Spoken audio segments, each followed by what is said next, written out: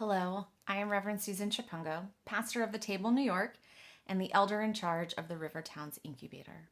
I am here today with a reflection on the sixth word of the seven last words of Christ. It is finished. We pray that God would open our hearts and our spirits to receive the message that God needs us to hear today. It is finished. I wonder if Michelangelo said that when he decided that the statue of David had reached perfection. Voila, it is finished. Did Leonardo da Vinci whisper it when he was done with the last brushstroke of the Mona Lisa? There she is. It is finished. I remember the surgeon saying it to me when my operation was complete. There it is, the last stitch, she said proudly. It is finished. I also remember my husband said it to me a couple of nights ago when I asked for a bit of his ice cream. Sorry, he said as he tilted the container toward me so I could see for myself. It is finished. I'm sure we've all asked it when a movie we were really into ended abruptly, leaving us without a satisfactory resolution. Wait, that's it, we exclaim. It is finished? We don't get to know what happens next. Makes us so angry. Maybe you said it most recently. When you reached the last page of a great book you were reading or a series you were binge watching, when you finally accepted the fact that there were simply no more pages to read, no more episodes to watch, and it was time to move on. It is finished. It is finished. These are the words Jesus speaks at the end of his life, at the end of his mission to convey the fullness of God's nature to us, at the end of his arduous journey from sentencing to crucifixion. Throughout his ministry, Jesus instructed all who wanted to become his follower. You must deny yourself, take up your cross, and follow me. Each year, when we tell the story of Jesus' suffering and death, as we remember how he carried his own cross to the place of his crucifixion, we remind ourselves that we too are called to take up our crosses and follow him. We reflect on how we may be called to deny ourselves, and we ask what suffering we might take on ourselves for the sake of others.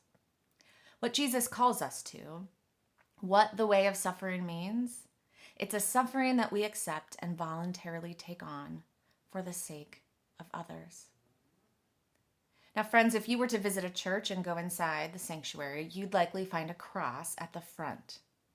It's there as a reminder that we worship a self-sacrificing God. It's also a reminder that we cannot worship Jesus if at the same time we neglect his teaching that discipleship involves giving up our own lives in love for our brothers and sisters, just as he gave his life for us. See, we're called not just to remember the cross of Christ, but that each of us has a cross to bear. This year, I feel like I'm relating to Jesus' crucifixion and the way of suffering in a way that I never have before. As we face the COVID-19 pandemic, we all have taken up our crosses, denying ourselves for the sake of our communities, our families, our friends, and our neighbors.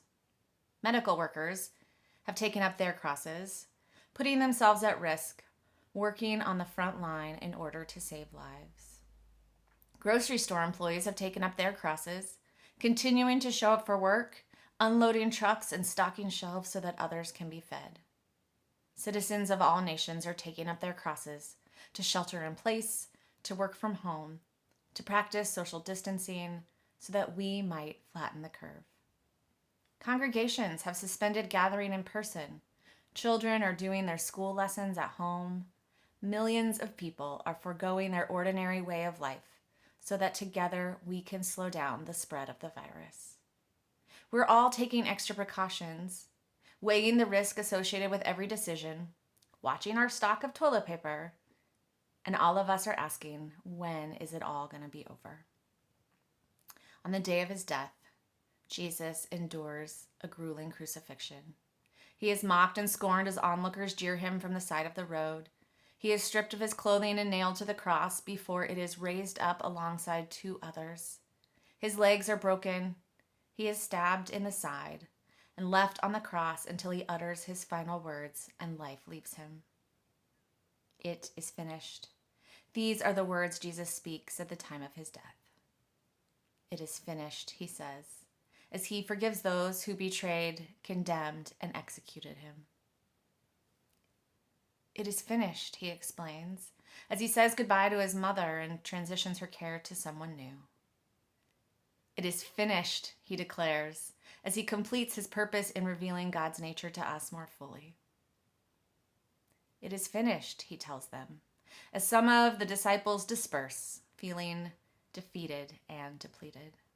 It is finished, he coughs, as the blood and water pour out from his side. It is finished, he exhales in relief, as his suffering is now over.